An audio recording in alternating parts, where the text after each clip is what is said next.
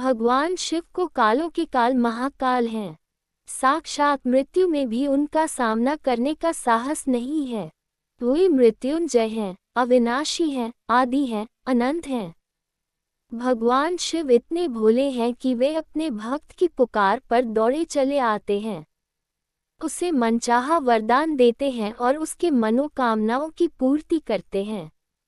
आज हम आपको लिंग पुराण की एक कथा के बारे में बताते हैं, जिसमें काल को भगवान शिव ने प्राण दान दिया और अपने भक्त के विश्वास को टूटने नहीं दिया। आइए पढ़ते हैं ये पौराणिक कथा। भगवान शिव के परम भक्त श्वेत मुनि पर्वत पर एकांत में अपने आराध्य का ध्यान करते और उनकी पूजा करते थे। वे कहते थे कि मृत्यु उनका क्या कर सकती है, उन्होंने तो साक्षात महाकाल की शरण ली हुई है। उनके आश्रम में शांति और आत्मविश्वास की पवित्रता झलकती थी। उनके तप के बल से आश्रम दिव्यमान था। श्वेत मुनि अपने जीवन काल के अंतिम पड़ाव पर थे। वे मृत्यु से निडर होकर रुद्र अध्याय का पाठ कर रहे थे। उनके जीवन का अंतिम श्वास चल रहा था। अचानक वे चौंक पड़े। उनके समक्ष एक विकराल आकृति खड़ी थी। पूरा शरीर काला था और उसने काले वस्त्र धारण कर रखे थे।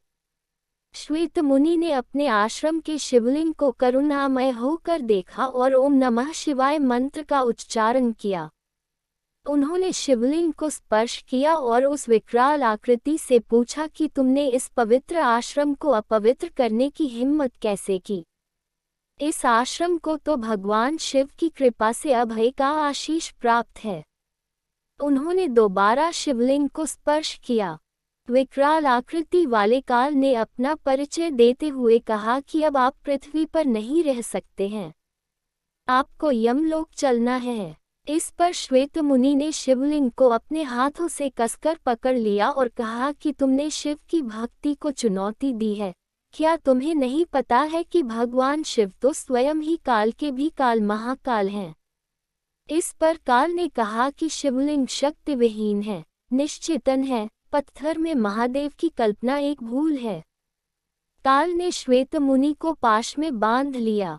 मुनि ने कहा कि ये तुम्हारी भूल है, महादेव तो कण कण में व्याप्त हैं। विश्वास के साथ उनका आवाहन करने पर वे अपने भक्त की रक्षा करने आते हैं। तभी भगवान शिव माता पार्वती के साथ वहां प्रकट हो गए। उन्होंने काल को चेताते हुए कहा कि ठहरो, श्वेत मुनि का बात सत्य है। उनका प्रकट होना विश्वास के ही अधीन है। भगवान शिव को देखकर काल प्राणहीन समान हो गया, वह शक्तिहीन हो गया। श्वेत मुनि भगवान शिव की स्तुति करने लगे।